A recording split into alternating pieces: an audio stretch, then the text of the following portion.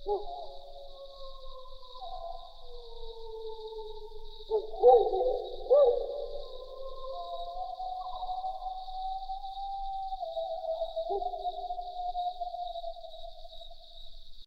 ទគ្រប់ជំរាបសួរពុកម៉ែបងប្អូនទាំងអស់គ្នានៅដែរខ្ញុំបាទ admin ដាក៏បានវិលត្រឡប់មកស្ដាយនេះម្ដងទៀតបន្ទាប់ពីបាយគ្នាអស់រយៈពេលជាច្រើនថ្ងៃមកហើយបាទសម្រាប់ពេលនេះ admin ក៏បាននាំយកនៅរឿងមួយដើម្បីមកចែកជូនដល់ពុកម៉ែបងប្អូនទាំងអស់គ្នាស្ដាប់កំសាន្តបាទហើយសម្រាប់សាច់រឿងរបស់យើងថ្ងៃនេះគឺទាក់ទងទៅនឹងយុវជនមួយក្រុមបាននាំគ្នាទៅដើរលេងនៅខេត្តមណ្ឌលគិរីហើយពួកគេក៏បានជួបប្រទះនៅសាលាឆោទៀនមួយនៅកណ្ដាលព្រៃចង់ដឹងថាតើនៅសាលានោះមានអាចកំបាំងនិងមានខ្មោចលងព្រឺព្រួចបែបណាខ្លះសូមអញ្ជើញតាមដានសន្តាប់ជាមួយ admin ដូចតទៅទេវីនិងមិត្តភ័ក្តិរបស់គេបានបញ្ចប់ឆ្នាំសិក្សាថ្នាក់ទី12ពួកគេសម្រេចចិត្តថានឹងទៅជប់លៀងឆ្លងនៅផ្ទះនីតានាខេត្តមណ្ឌលគិរីពីព្រោះទីនោះមានទេសភាពគួរជាទីមនោរម្យខ្ញុំមនីប្រាប់អ្នកផ្ទះហើយរៀបចំវ៉ាលីមកស្នាក់នៅមណ្ឌលគិរី 4-5 ថ្ងៃយើងធ្វើដំណើរបានពាក់កណ្ដាលផ្លូវក៏ឈប់ស្រស់ស្រូបអាហារថ្ងៃត្រង់នៅអាហារដ្ឋានមួយបន្ទាប់មកក៏បន្តដំណើរទៅមុខទៀតដោយហេវហត់ទេវីហាក់មិនត្រួតខ្លួនសោះខ្ញុំនិងនីតាមានការបារម្ភយ៉ាងខ្លាំងក៏ឈប់ឡានឲ្យទេវីចុះនាងអួតដោយអាការៈពលឡាន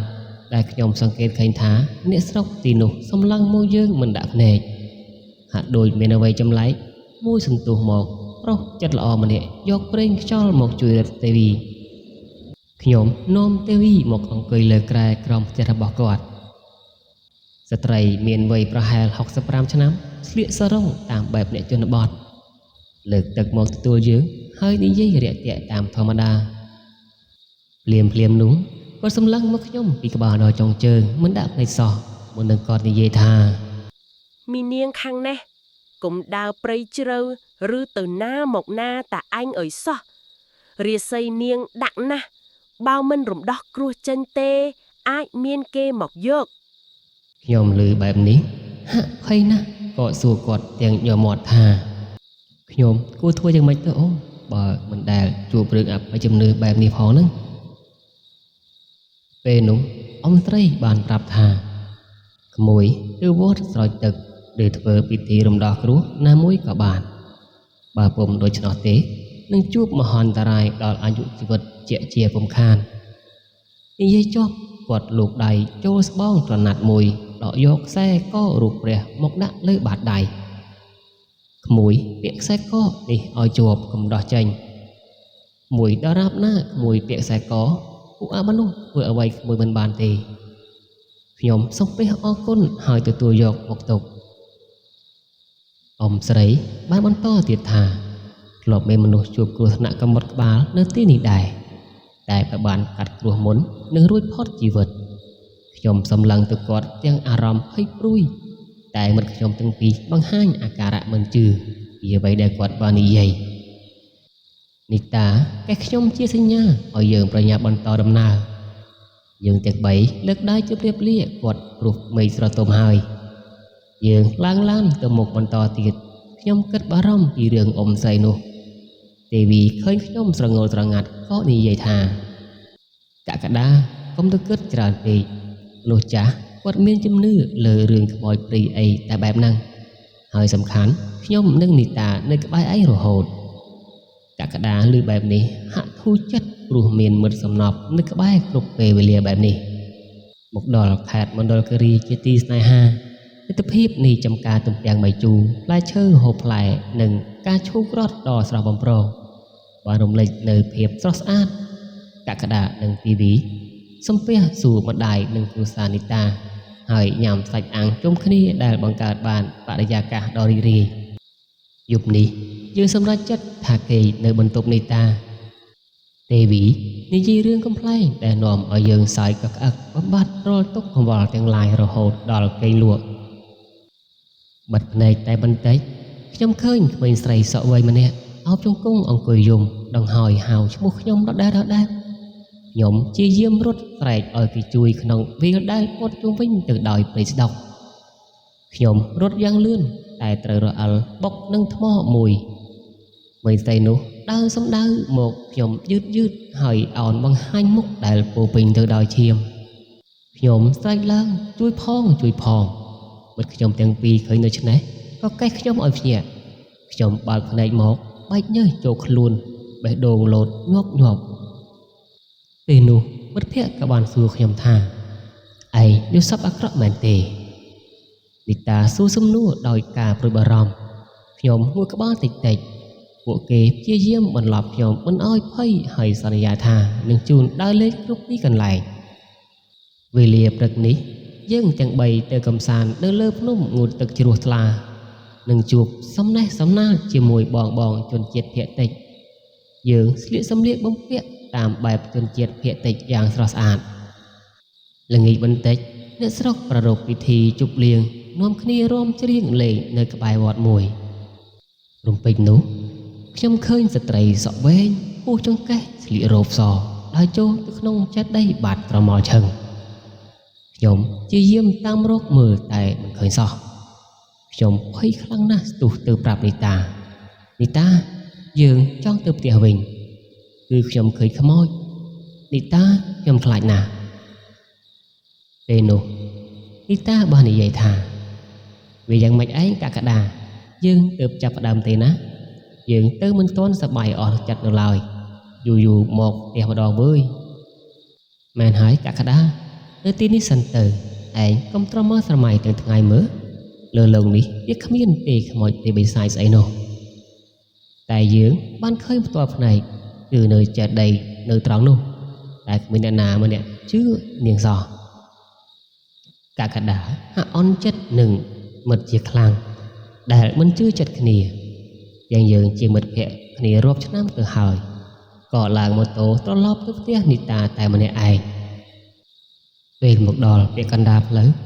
ខ្ញុំឃើញពូម្នាក់ជិះម៉ូតូយឺតហើយតាមពីក្រោយម៉ូតូខ្ញុំដៃខ្ញុំទាំងគូញ័រទៅត្រឹកព្រោះទីនេះជាព្រៃស្ងាត់ស្រងំមានផ្ទះអ្នកស្រុកឡើយ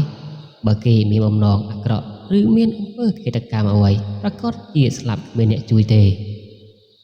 ខ្ញុំបើកម៉ូតូយ៉ាងលឿន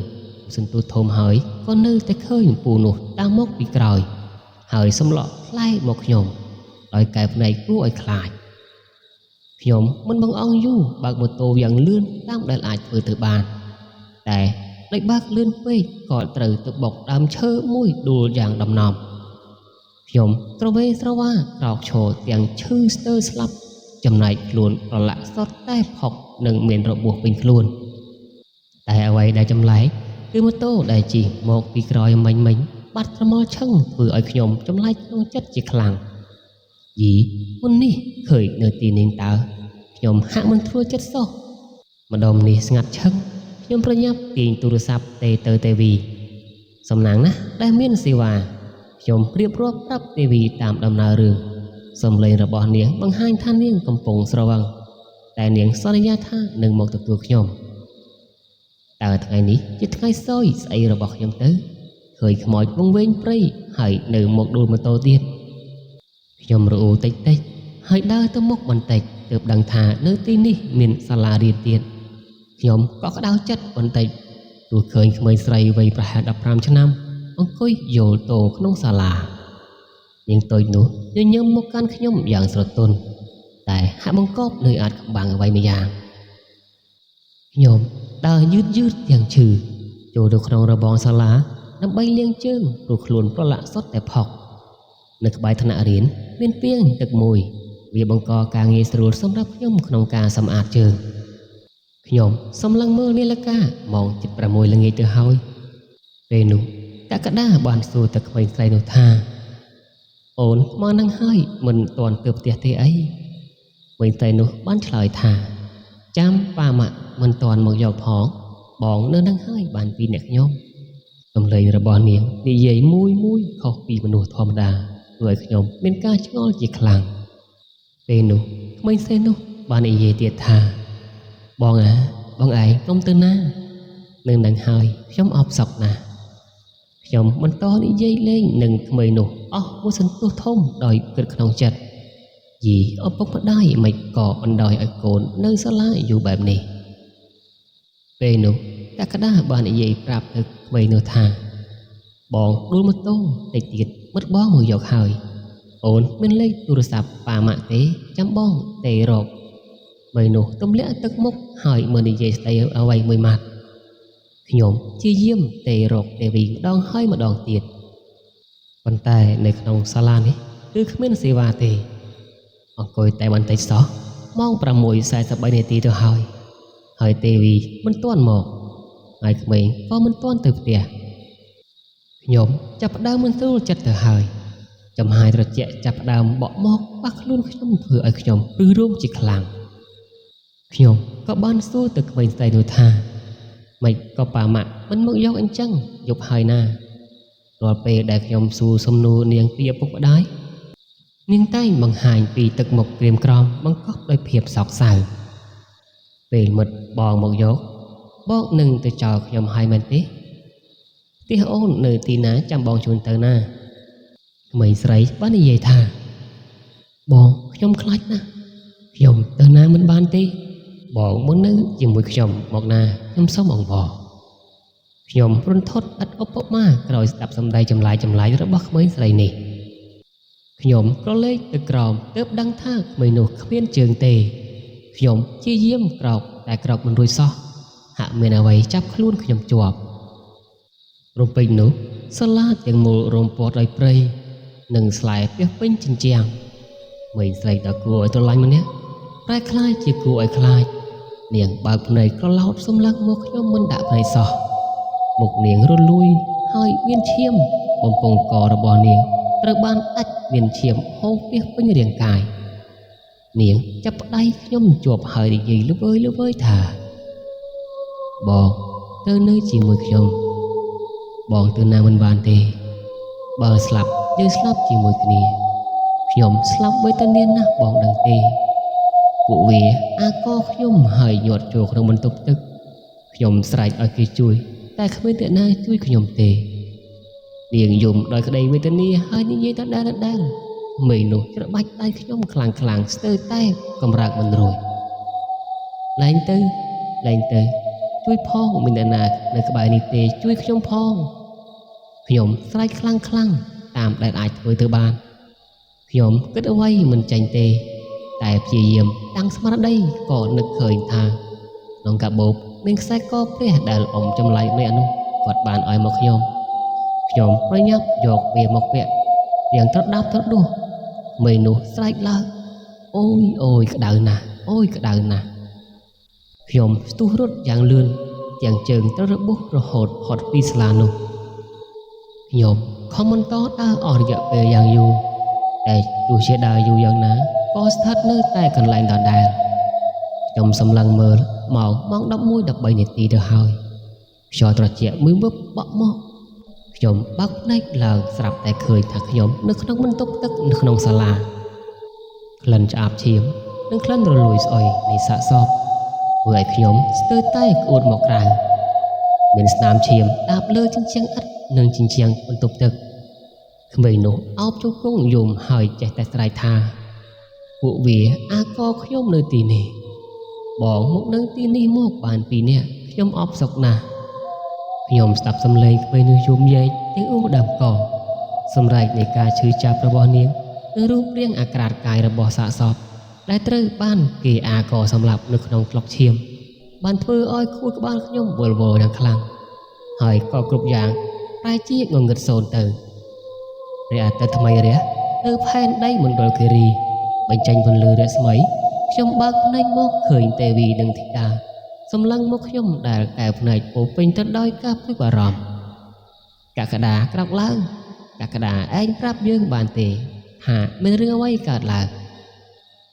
ថ្ងៃក្រោយធ្វើបែបនេះទៀតយើងនឹងអ្នកភូមិរកឯងគ្មានបានដេកបានពួនទេឯងកើតឈួតស្អីទៅជិះវង្វេងពេញព្រៃបែបនេះទេវីកក្កដារៀបរាប់តាមដំណើររឿងទាំងញ័រទ្រូងពីសាលាដែលគួរឲ្យខ្លាចនោះលៀមនោះអ៊ំប្រុសម្នាក់បាននិយាយថាសាលាដែលហួសព្រៃស្មោកមែនទេក្មួយ ខ្ញុំងក់ក្បាលញាប់បង្ហាញថាសាលានោះហើយគាត់ក៏និយាយបន្តទៀតថាការពិតទៅកាលពី7ឆ្នាំមុនសាលានេះដំណើរការធម្មតាទេតែល្ងាចមួយ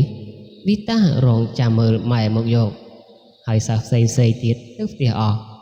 ណាមួយថ្ងៃនោះជាចូលឆ្នាំមិនសូវមានសិស្សមករៀនទេតែដោយចាំយូរពេកគ្មានអ្នកណាមកយកសោះជួនអីពេលនោះមានពួកក្មេងជក់ថ្នាំមួយក្រុមដោយឆ្លងកាត់ទីនោះក៏អូសនាងទៅរំលោភទាំងក្រុមហើយអាក៏សម្លាប់ចោលនៅក្នុងបន្ទប់ទឹកនោះទៅនាងជាយាមស្រេចឲ្យគេជួយតែគ្មានអ្នកណាឮសោះតម្រាំរកឃើញសាកសពវីតាសាកសពនាងហើមរលួយស្អុយពេញសាលាក្រោយមកក៏មានសាលាផ្សេងទៀតបើកបន្តនៅក្នុងភូមិសិស្សនាំគ្នាទៅរៀននៅសាលាក្នុងភូមិព្រោះវាមានសុវត្ថិភាពនិងងាយស្រួលធ្វើដំណើរក្រោយមកគេក៏បិទលែងឲ្យដំណើរការសាលានោះទៀតទៅខ្ញុំស្ដាប់ហើយអ៊ូដើមកនិយាយវែងលែងចាញ់ក្មេងដែលខ្ញុំនិយាយលេងជាមួយយ៉ាងស្និទ្ធស្នាលជាខ្មោចសោះវាស្រស់ពេកហើយហេតុអ្វីក្មេងស្លូតត្រង់ម្នាក់បែរជាត្រូវទទួលនៅរឿងអយុត្តិធម៌និងប្រៃផ្សាយបែបនេះខ្ញុំស្ទើរតែសន្លប់ម្ដងទៀតព្រោះគ្រប់យ៉ាងវាស្រស់ពេកហើយខ្ញុំស្បត់មិនហ៊ានមកទីនេះម្ដងទៀតឡើយគូស្នាមញញឹមនឹងសំឡេងក្មេងនោះនៅដកជាប់នឹងកែវភ្នែករបស់ខ្ញុំនៅឡើយក្រោយស្ដាប់ដំណើររឿងទេវីនិងធីតាសុំទោសខ្ញុំដែលបណ្ដោយឲ្យឆ្លងកាត់រឿងអាក្រក់បែបនេះខ្ញុំអភ័យទោសឲ្យមិត្តភក្តិយើងអបគ្នាយ៉ាងស្និទ្ធស្នាលខ្ញុំសម្រាប់បានបន្តិចក៏ត្រឡប់ទៅភ្នំពេញវិញទាំងប្រញាប់ហើយទៅវត្តឧទ្ទិសកុសលផលបុណ្យឲ្យវីតាឲ្យបានទៅចាប់កំណើតកុំឲ្យនៅរងទុក្ខវេទនាបែបនេះបន្តទៀតពេលវេលាកន្លងទៅ5ឆ្នាំហើយខ្ញុំក៏បានរៀបការនឹងលោកគ្រូបង្រៀនម្នាក់ហើយរស់នៅយ៉ាងមានក្តីសុខយប់មិញនេះដែរដែលខ្ញុំយល់សពឃើញវីតាប៉ុន្មានថ្ងៃក្រោយខ្ញុំទៅមន្ទីរពេទ្យទើបដឹងថាខ្លួនមានផ្ទៃពោះខ្ញុំគិតថាកូនដែលចាប់កំណើតនេះប្រហែលជាវីតាហើយបើកូននេះកើតមកខ្ញុំនឹងដាក់ឈ្មោះគេថាវីតាកក្កដាអង្អែលពោះហើយញញឹមយ៉ាងកក់ក្ដៅបាទពុកម៉ែបងប្អូនទាំងអស់គ្នាសាច់រឿងរបស់យើងក៏បានឈានចូលមកដល់ទីបញ្ចប់ត្រឹមតែប៉ុណ្ណេះអេដមីនក៏សូមជូនពរដល់ពុកម៉ែបងប្អូនទាំងអស់គ្នាឲ្យរកស៊ីមានបានព្រមដល់ទីចិត្តទីឆ្ងាយក៏ជួបតែសុខសុវត្ថិភាពគ្រប់ទីកន្លែងទាំងអស់សូមពុកម៉ែបងប្អូនទាំងអស់គ្នាជួយចុច Subscribe Channel របស់ Admin ម្នាក់មួយផងបាន Admin ក៏សូមអរគុណសូមគោរពលា